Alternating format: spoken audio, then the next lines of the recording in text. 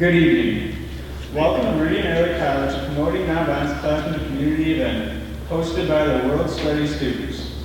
This is Laura Rice, this is Joshua Gingery, and my name is Joe Lensley. This event is going to be broken up into two portions. The first portion, various speakers will be talking about various topics of nonviolence.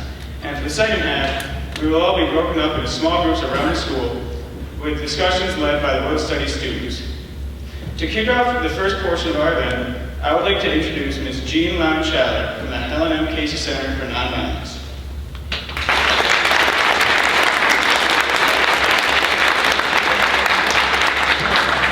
Thanks, Jonah.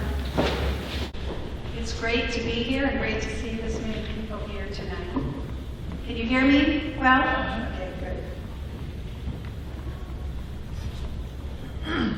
Somebody said that people try nonviolence for a week, and when it doesn't work, they resort to violence, which hasn't worked in centuries.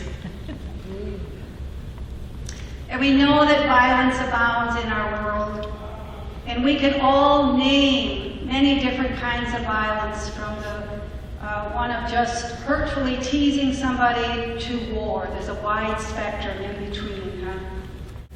And recently we've been focusing on a very heinous form of violence, which is human trafficking or sexual trafficking, which we know affects young girls and young boys, and it's a form of slavery, actually. So that's one that has affected people in Midland. It's affecting kids in Michigan and around the world. But nonviolence abounds as well, and if the media gave as much attention to the violence as it does to the good things going on, we would be far more hopeful and less fearful. We'd also be more inspired to increase acts of nonviolence. Now, what is nonviolence? We know what violence is. What is nonviolence? For me, it's using peaceful means to come out with peaceful outcomes that affects the common good. And it's a daily choice in terms of our attitudes, our words, and our actions. And it's a lifelong effort. Now, our Helen Casey Center for Nonviolence, the poster we have over there, was initiated in 2003, and the mission is to promote the practice of nonviolence and nonviolent conflict resolution from the personal to the global levels. The members of our board, myself, my husband George, Nor Bufka, and Marge Darver, if you'd raise your hands here, we, along with the chapter of the Nonviolent Peace Force, and we have people here from the Nonviolent Peace Force too, are committed to helping transform the world's response to conflict. One person, one situation at a time.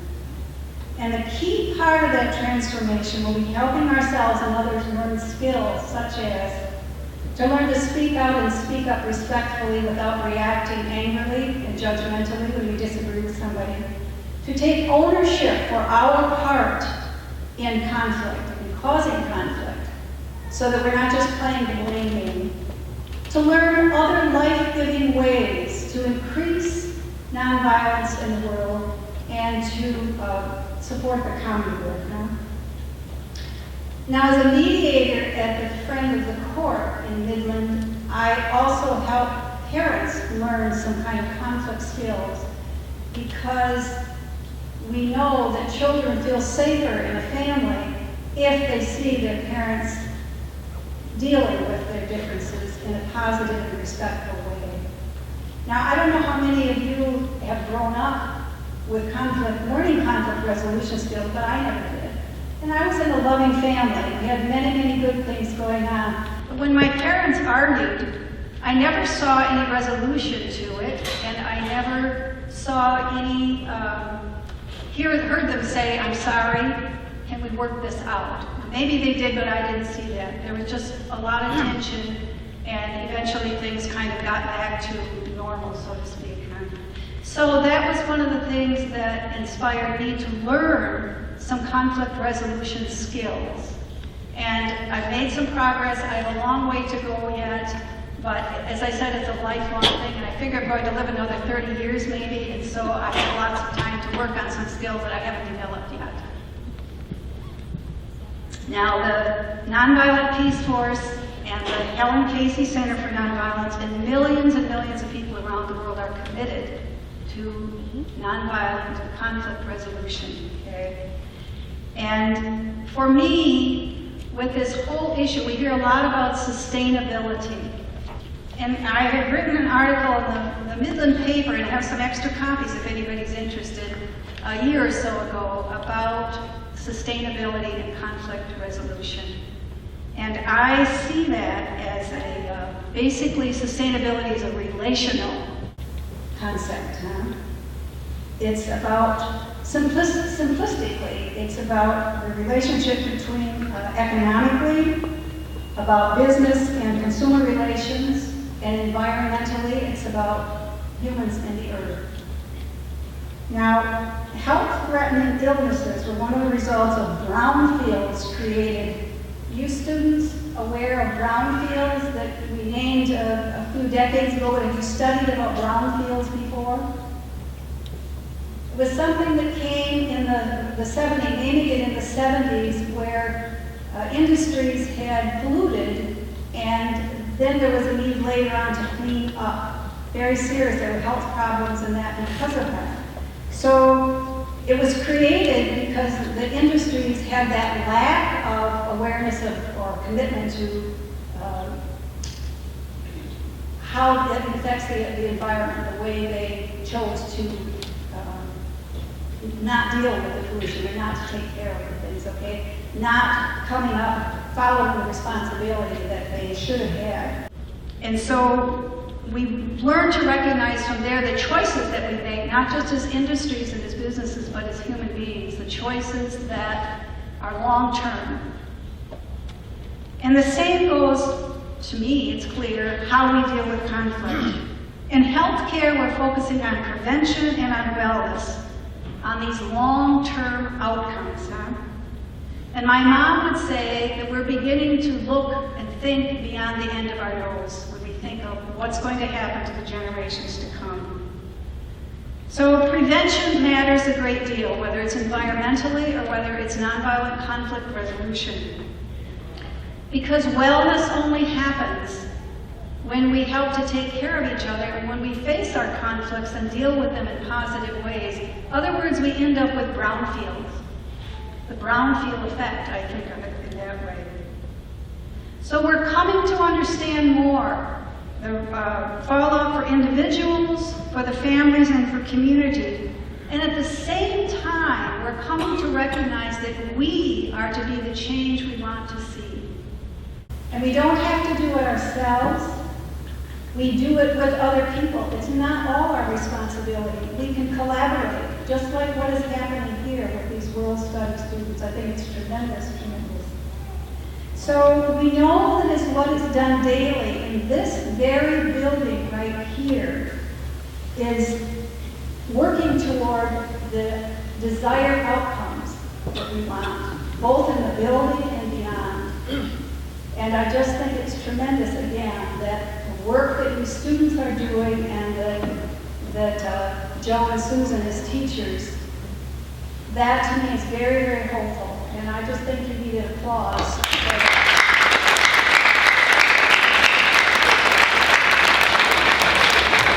Thank you.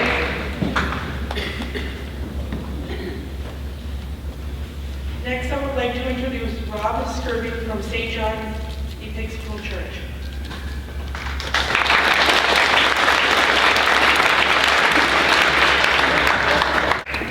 Thank you for the invitation to join me tonight. Glad to be here. It's a little bit curious how my name got added to the list because I don't know that I have any particular expertise in nonviolence, and so I've had fun since the invitation thinking about what it is that I might bring. My understanding it was about 5 minutes on something to do with peacemaking or nonviolence, either in the classroom, in our own community, or around the world. And so I decided to pick the one that I found most challenging through my life, and that is understanding how it is that in my own life I can have any impact at all on things that happen on the other side of the world. There's a picture that I saw online somewhere in the this last week. It's a picture that was published in the New York Times, and it's a picture from a United Nations refugee camp in the newest country of the world. Anybody know the name of that country? South Sudan.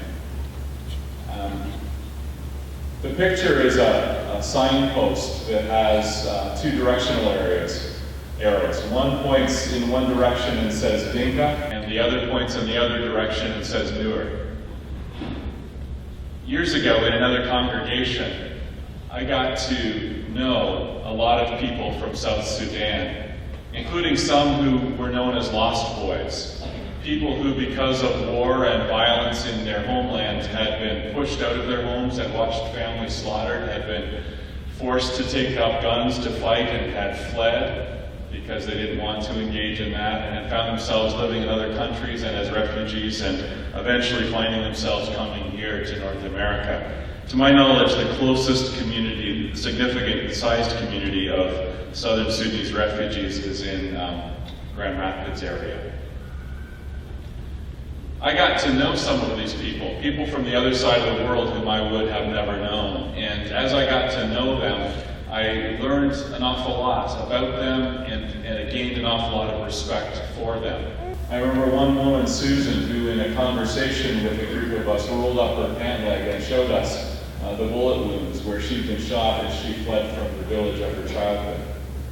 And I remembered being with her when we helped to bring her mother to this country, well, it was Canada then, but to be with her.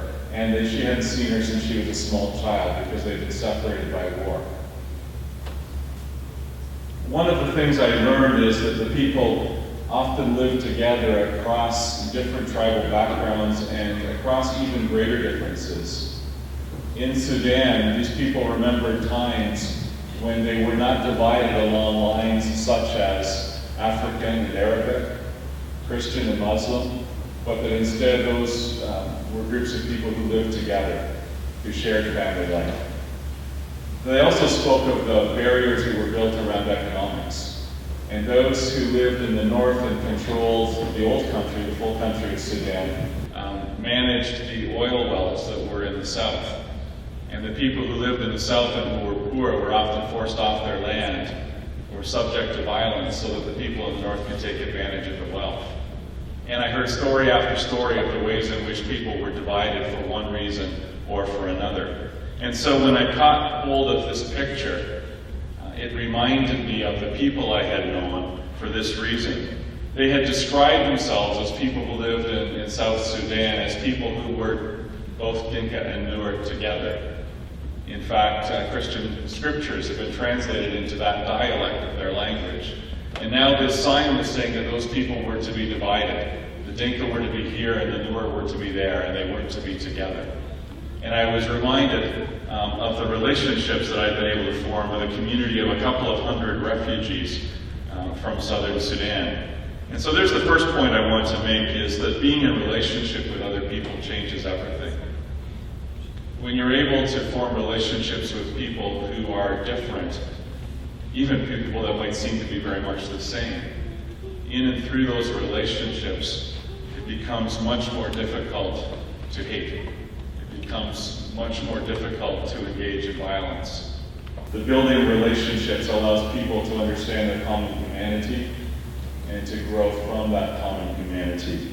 When I saw the sign showing that the people should be divided, I was feeling sorrow for some of my friends whom I know had come from that part of the world.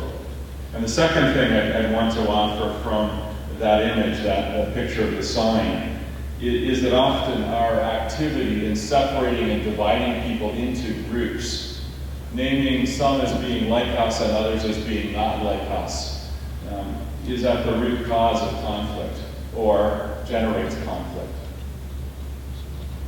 When we spend a lot of time separating people and dividing people and polarizing positions, then we can spend so much energy trying to defend and put forward our own position that we lose that possibility of relationship and we lose that possibility of sharing common humanity.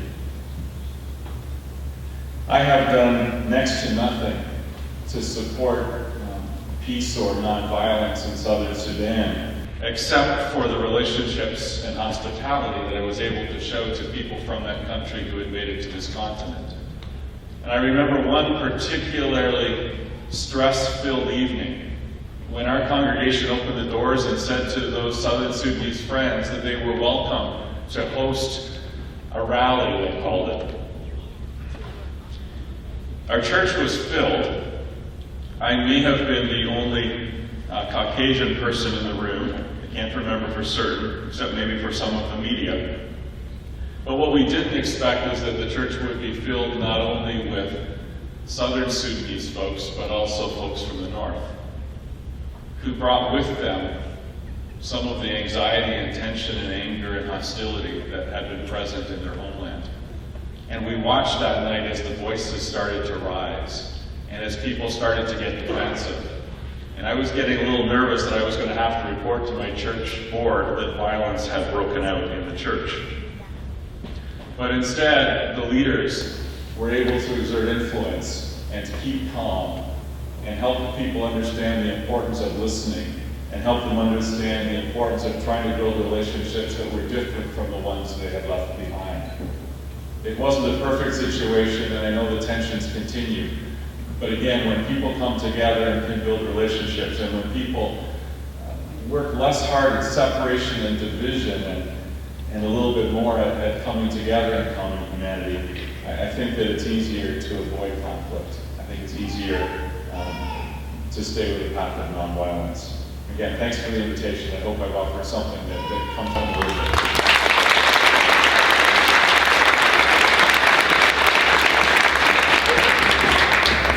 Next, we have John Eagle from First United Methodist Church.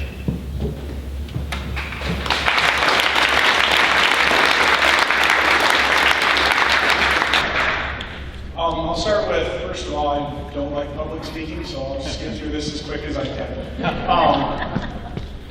I'm currently the youth and young adult director at Midland First United Methodist Church. I did start in a town that is about 15 miles away from here. I won't name it because I'll probably get booed. But I did marry a Meridian girl, so I think it's but let me just start by saying, when going through this and hearing this, I think it's great that you students are here, and I think it's great that you parents, other supporters are here. I've had a lot of experiences working with people with nonviolence, both in the schools. I was a teacher for years, working with kids that were on probation, some that allegedly shot people. They always use the word allegedly. I got to work with a lot of very, very rough kids from Saginaw, different areas around here. In college, I worked with some inner city, different ministries, stuff like that. We had an inner city basketball league that we worked with, of kids that were in known gangs that we split them up and put them into kind of rival gangs on the same basketball team, so they had to kind of learn to play basketball together. So I've had that part of the violence. I've had the parts of the violence of being just a regular ed teacher, of the bullying, the things that go on in everyday school. Obviously it happened to me when I was in school, we saw it, but then obviously it's still happening now. I've had all these different experiences. I've seen the violence. I've worked with community organizations. I'm still on some boards with that. All these different places. And the thing that came back that I really, if nothing else, that I want you to take out of this is that number one that we shared earlier today. The fact is that if you try to go and change your school, your community, your world, it's not going to happen. Whereas if you try to go with this grand plan of, I'm going to go fix even one country, I'm going to go to Haiti and fix Haiti. I've been to numerous countries, 50 plus trips all over the world, working with organizations, and I see a lot of people come in and say, I'm going to go fix this country. It's not going to work. If you go and say, I'm going to fix my school, it's not going to work. What it takes is one person saying that. You have to set your goal and say, I'm one person, and I'm going to make one difference in one person's life. It's all about the one.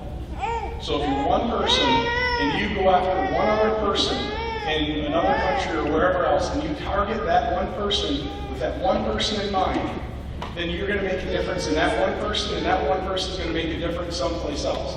The biggest fault that I see in the entire world is when we try to set our goals way too high. And I would say that in your school community.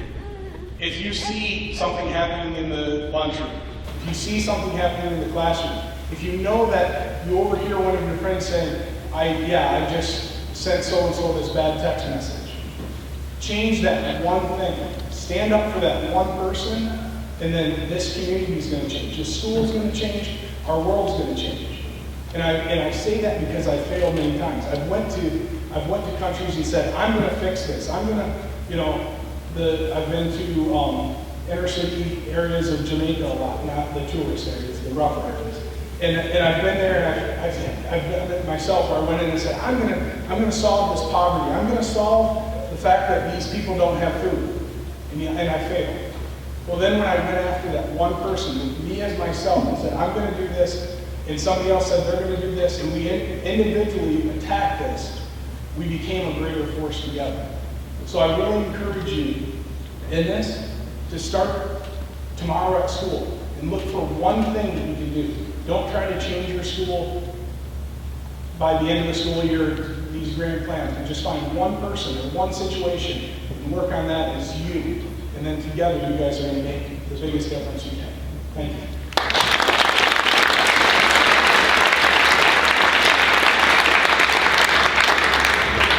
Next is Daniel Wins from the Lighthouse Body of Christ Church.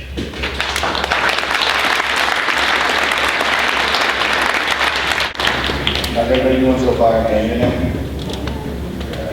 I think this is the first time in a long time I've been asked to give a speech in this school, being a former Mustang myself, and thankfully I'm not being graded for this one. I'm not being graded. I'd like to address the student body today. Parents, grandparents, I thank you for being here. But I think, as always, many of you that have come to my church, you know that I like to focus on the youth. And as Pastor John has come forward and said, it begins with you right now. I'd like to encourage you to step up, to be strong, and of good courage. There are many ways to do that. To be strong means to be able to overcome the fear that violence is trying to put in your lives. Fear is the one thing that violence really tries to dictate. It gives you a lack of control if you have fear. And if you control the fear, you control the person. But if you're strong, if you can be courageous enough to stand up to the fear and see when other violence is taking place and step up one for another, you can truly make that impact that Pastor John was talking about, that one situation. It's my personal belief that it is a moral obligation for the strong to stand up for the weak.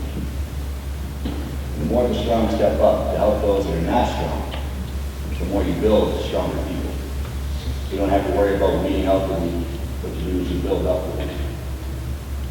And you, students, you have the opportunity as you're huddled. And then I give a sense in all kinds of props here, because you have all of these students huddled together and acting very, very well. I'm one of the restaurant coaches here at Meridian, and we have to put our voices together. We have to stand together tonight. And Mrs. Sampson stands alone up there tonight. Hasn't heard it. There's strength in this woman. There's strength also in you, available to all those that desire to step up and take it. Now, students, I'd like a show of hands for those that have ever had to experience violence within these halls. Anybody? Every one of you a victim of violence. Go ahead and put your hands back down. As a student in these halls, I can also raise my hand. I've been involved in Meridian since the time I was 4 years old. I'm 38 years old now. There's a lot of things I've seen happen in the Meridian School District. Subject to violence from a very young age all the way into my high school career. But the one thing that stood out during that violence was the fact that I can stand and others can stand with me. When that comes together, there's power, there's strength. Now, students, look around at each other for just a moment, if you will. See the faces of your friends, and you see the faces of some that are not so friendly. Perhaps there's some animosity even within your classroom. There's an old proverb that tells us that if we can be kind and provide good things to our enemies, we keep coals of fire upon their head.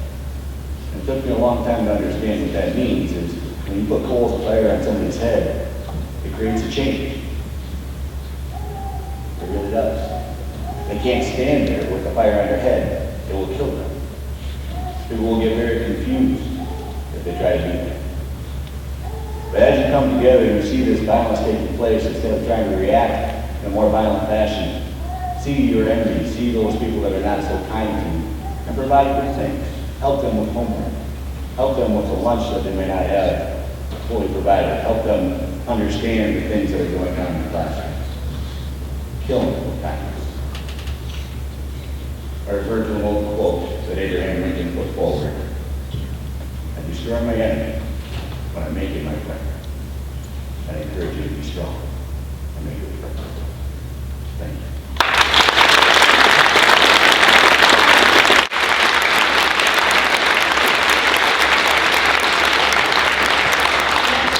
Next, we have Ron Myers from Chapel Lane Presbyterian Church.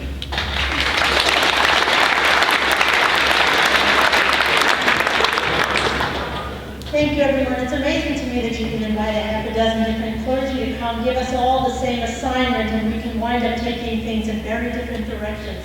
I have learned so much from all of you already this evening. Thank you very much for sharing your words.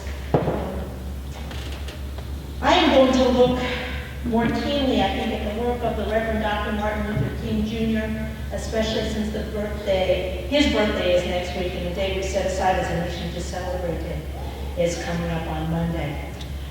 The principle of nonviolence is basically one that states that there is no need to bring harm upon another person to enact change, even a lasting change in our community. Violence is really the manner by which we utilize power in our homes, in our schools, in our communities, in our society, to intentionally weaken or bring about the pain and suffering of other individuals. Whether that violence is physical violence, emotional violence, cultural violence, or even political violence, as some of the residents in New Jersey might have this week accused their governor of executing. Violence has as its ultimate goal the execution of power for personal gain and attaining victory over a less powerful being. Nonviolent action, on the other hand, speaks in the face of power, and it speaks, or in the face of violence, rather, it speaks in opposition to violence. There goes my name tag again. Dr. King would very often, in his sermons, in his letters to his congregants, and in his conversations with reporters, speak about something that he called nonviolent action. Dr. King was very concerned that people assumed that nonviolence meant passivity, doing nothing in the face of pain and injustice. What Dr. King advocated was actually taking a stand in the face of violence, but doing so in a manner that was nonviolent.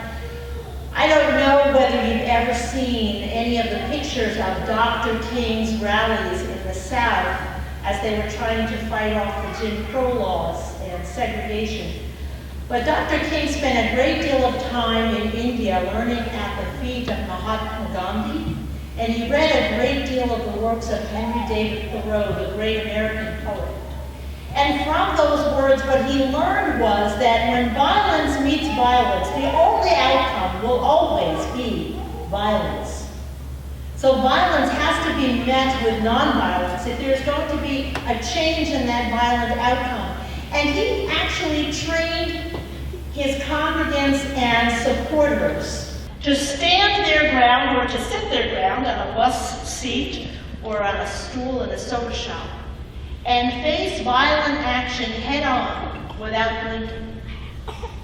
Not cowering to violent power, but also not giving up their space. What Dr. King tried to do was help deconstruct a system of violence that has existed in our nation for years and years. I would suspect if we were to break Dr. King's plan for nonviolent action into a few key components that we could put into play in our daily lives in order to live the kind of lives that he had in mind for us, those 4 key components would look like this: respect, negotiation, forgiveness, and courage. Now, you've heard about some of those already. Respect. What is respect? Respect is honoring the right of someone else to live upon this earth, to dwell upon this earth, to respect them for the person that they are, to honor their opinion, and to listen for their opinion. Dr. King argued that when we live lives that are wasteful, and when we put our attention on the accumulation of stuff rather than growing relationships with other people, he argued that the giant triplets of racism, materialism, and militarism are incapable of being conquered. So for Dr. King, the first thing that we need to do to be a people committed to nonviolent action, not pacifism, but nonviolent action, is to have respect for our neighbors. The second item is negotiation. One of the things that Dr. King was really good at was sitting down with groups of people and negotiating. What does it mean to negotiate? It means to listen for an opposing point of view. Even if you don't agree with it, listen to it, hear its merit, and find a way to come to common ground. It may take a really long time to negotiate, especially if we're really at polar extremes from one another. But I can tell you that as a woman in ministry, I would not be where I am today as pastor in a congregation if it were not for all the men and women who went before me, negotiating with elders for decades on the rights and role of women in the church today. Negotiation, key to nonviolent action, key to change in our lives and in our communities. The third thing that Dr. King argued very strongly for in nonviolent action was forgiveness. He believed very strongly that we had to be big enough people to be able to forgive when we hurt others and to accept the welcome forgiveness from others when they have hurt us. So we need to be able to forgive and accept forgiveness as well. What does that mean on a practical level? It means to let go of grudges. That's a really hard thing to do. I mean, we talked about being in families. How many of us are in families where people hold grudges against one another for things that they've forgotten about? They don't forget about the grudge, right? They still hold the grudge, but whatever it was that set it off from the beginning, they forgot about that. Forgiveness is about letting go of that grudge and finding a way to love one another, even if you disagree with one another. And the final thing that Dr. King really lifted up was that of having a courageous spirit. Dr. King saw within American people a courageous spirit. And he would very often talk about the fact that we need to meet physical force with soul force. The spirit within that allows us to stand firm in the face of injustice. To be able to speak against bullies, not by smacking them down with a hand, but by countering their remarks. We need to find ways through courage to speak up when someone else is being beaten down, to offer a hand up to those in need, finding a way to perceive others as equals, even if society perceives them as somehow different and therefore unequal. I know that Jean has heard me tell this story before, but I became most interested, I think, in nonviolent action when I was a student at Princeton Seminary and took a class on Dr. King. But even before that, I was interested in nonviolence because it really meets up with something that is very near and dear to my heart, and that is peacemaking. I don't know what your faith tradition is. For those of us here that represent Christian congregations and Muslim congregations, we do believe ourselves to be on a journey of peacemaking. And I am very blessed to be a part of a denomination that at one point in time as one of its clergy, Mr. Rogers. Do you remember Fred Rogers, anybody, Mr. Rogers? Those of you who are younger than me by a substantial amount probably don't remember Mr. Rogers, but Mr. Rogers was actually a Presbyterian clergyman. And he had a bigger audience on most days than any one of us would ever dream of having.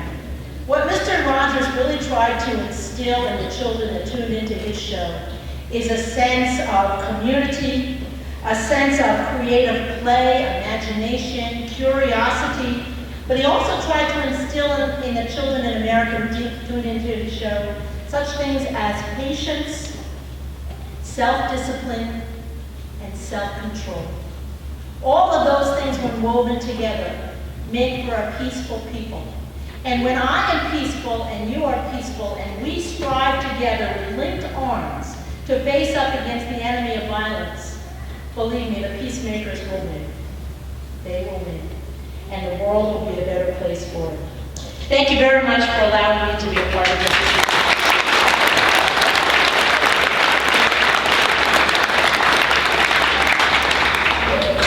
Next, we have Steve Ocean from Midland Agency Law.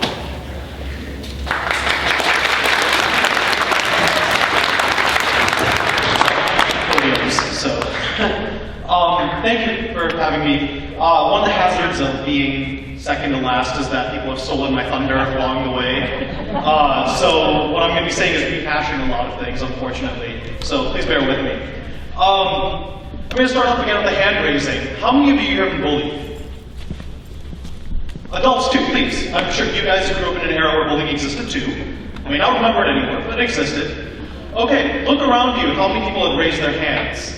The statistics show anywhere between 1 in 7, 1 in 4 of you will be bullied.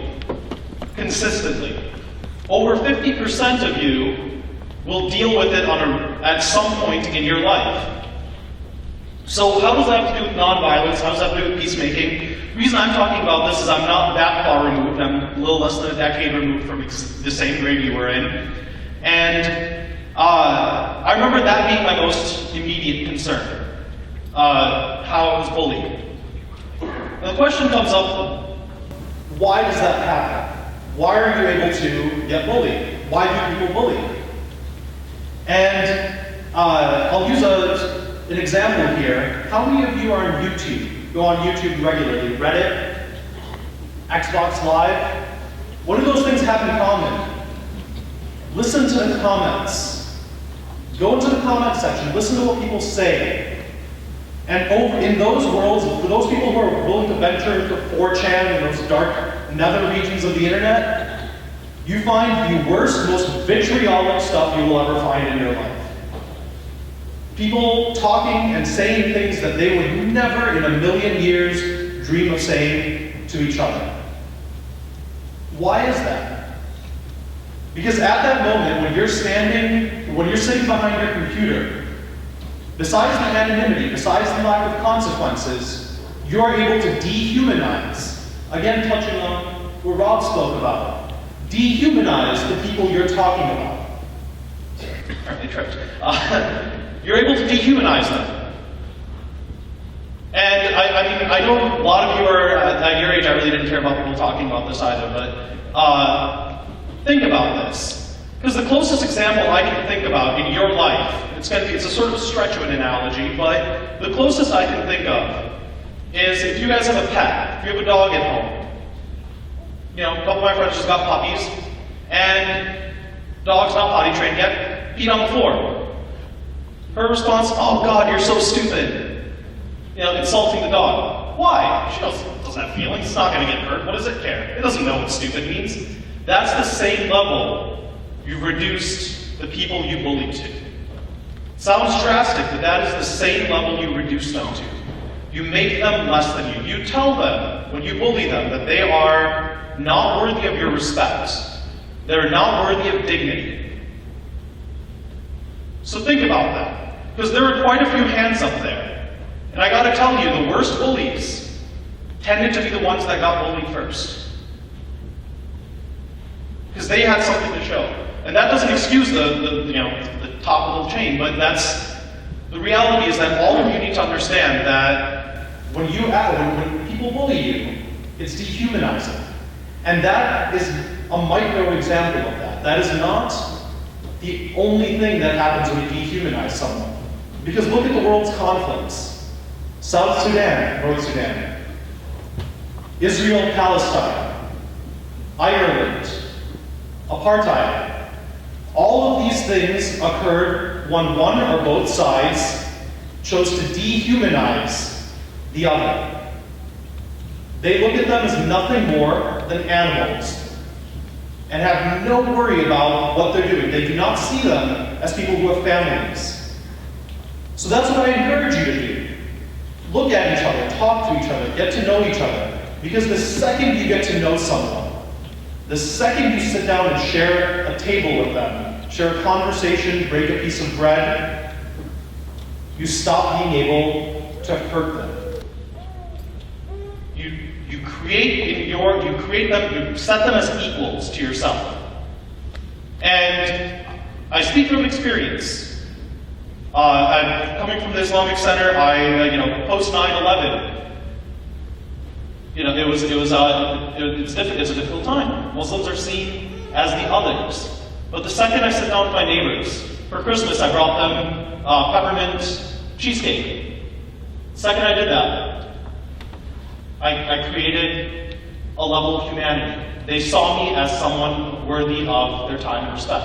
Not that my neighbors were jerks in the first place, but So that's what I ask of you today, that look at each other, take time to talk to each other, get to know each other. Because the second you create that connection will be the second you stop violence, whether it's verbal or anything of that nature. So please take that opportunity, get to know each other. Sorry I wasn't as eloquent as any of these people. I felt a little underqualified for this, but take that opportunity, get to know each other, and from that there'll be a lot of good. Thank you.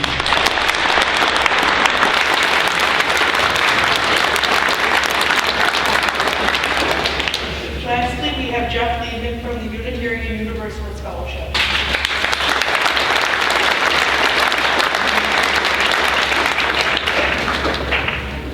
When I was preparing for this, I was first thinking, all right, what the hell was I thinking about this kind of stuff when I was your age? And there were three real seminal events in my life that formulated my thinking about peace and nonviolence when I was a sophomore in high school. It was the height of the Vietnam War, and my oldest brother was drafted and was sent over to do a tour of duty. And in junior high, I had done a research paper for my history class on the Nazi blitzkrieg of Poland. So I got fascinated with Nazi Germany, a fascination which has interminably embarrassed my children ever since. And the Charles Manson murders happened about that time, a few years later. And for those of us who are old enough to remember the Manson murders, if you take Newtown and Columbine and all of those and wrap them all up together, you still don't get what the Manson murders did to this country. It sort of forever shook any sense of domestic security we ever had. And so those three events made me a person that was very attuned to defending war and defending the need to be violent and defending capital punishment and defending all of these root results of not being nonviolent.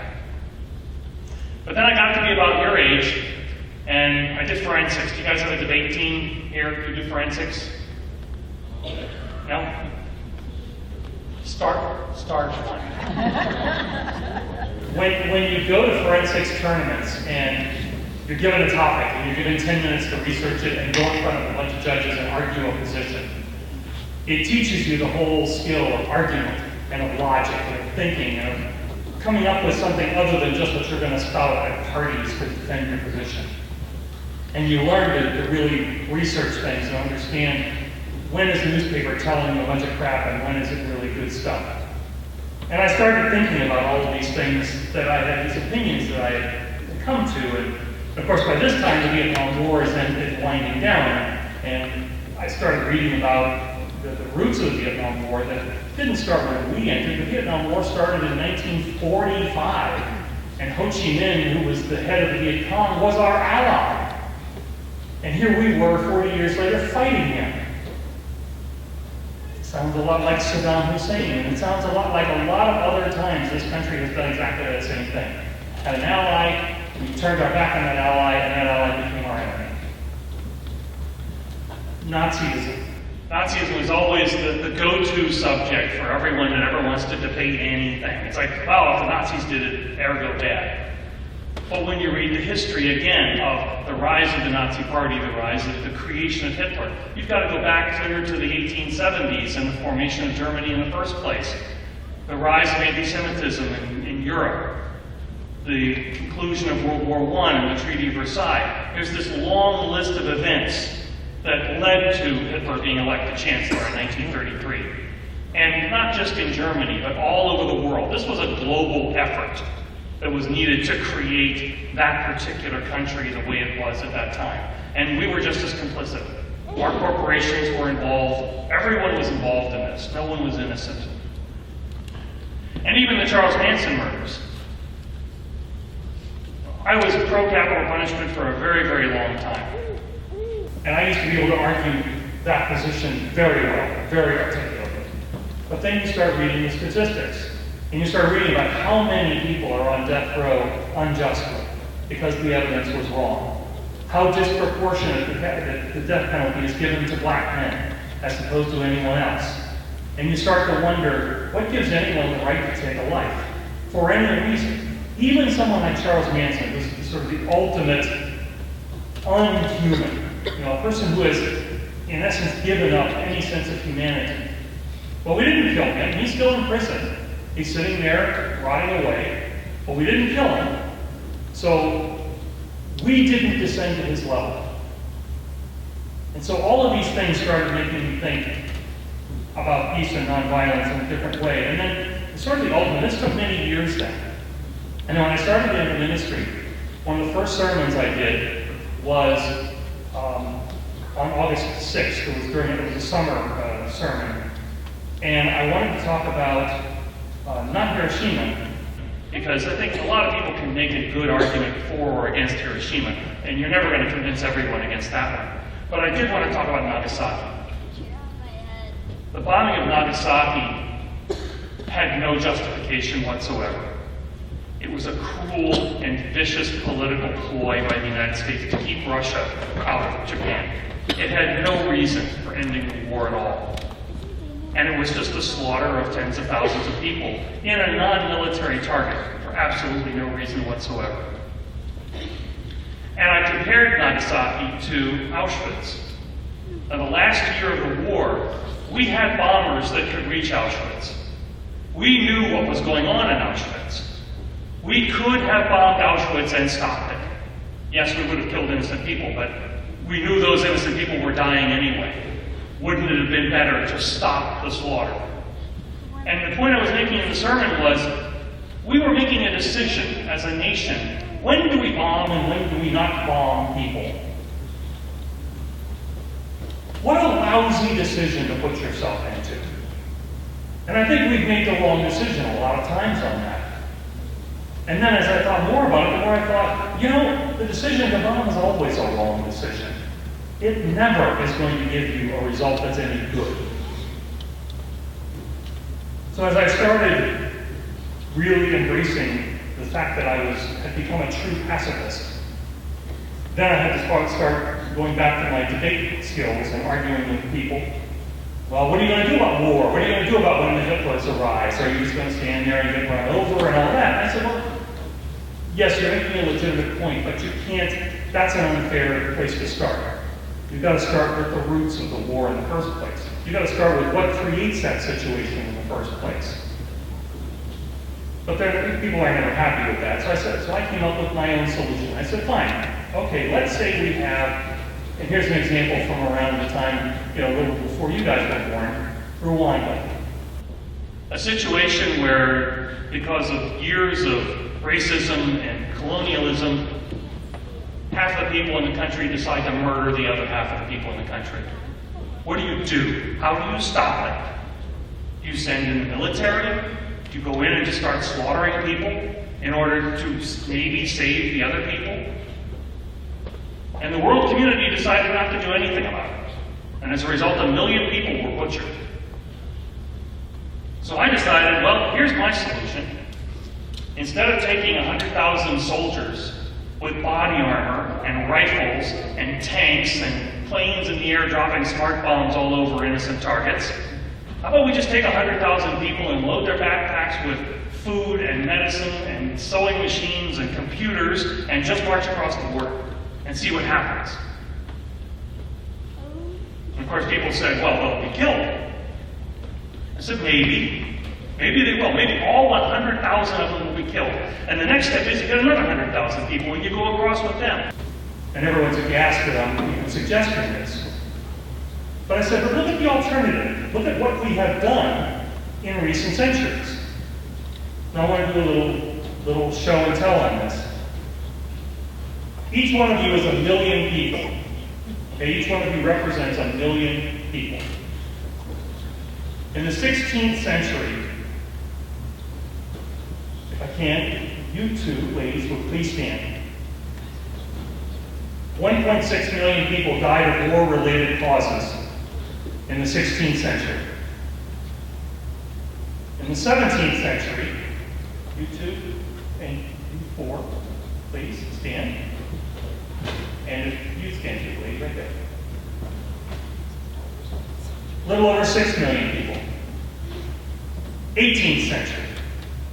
That little cluster of folks right there, including you that would go to the white, yep, you too, and you. 18th century, 7 million people.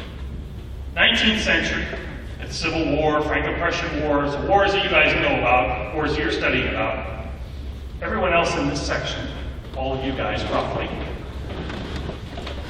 19 million people.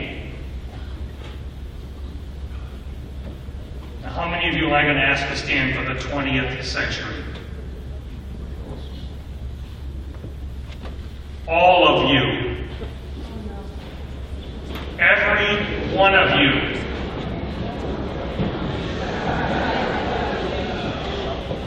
$110 million people in the 20th century have died from war-related causes.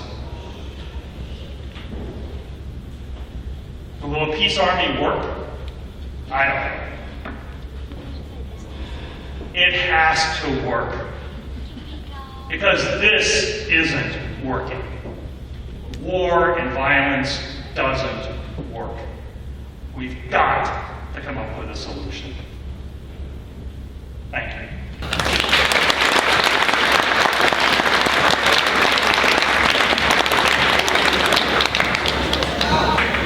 Now at this time, could I have all of the World Study students, every single 10th grader, please leave the gym, and everyone else, please stay seated.